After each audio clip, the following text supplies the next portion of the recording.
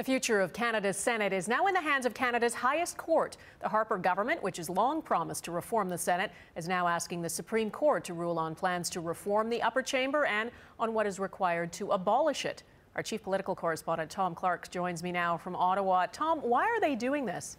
Well, because nothing's been done on this file for almost a year now, and they feel that the Supreme Court can give it a little bit of a push by taking away any confusion at all about whether Senate reform needs a constitutional amendment or not. The Conservatives believe that it doesn't, that their rather modest changes of limiting terms to 9 years and allowing provinces to vote for senators if they want, they think all that can be done by the House of Commons alone.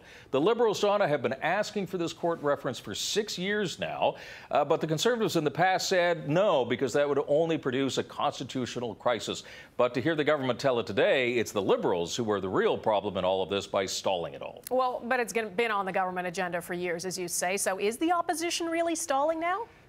Well, they don't like Senate reform at all, but look, Stephen Harper has a majority, and he could easily push Senate reform through the House if he wanted to. He controls it. But the problem isn't the House, it's the Senate where the bill would go to next. The Conservatives have a majority there, but look, there's a lot of Conservative senators who want absolutely nothing to do with reform. They like their life the way it is right now, and Harper can't control them. But I think there's maybe a diminishing appetite for Senate reform within the government because the Senate simply isn't a problem for Harper anymore. He's appointed a huge number of them.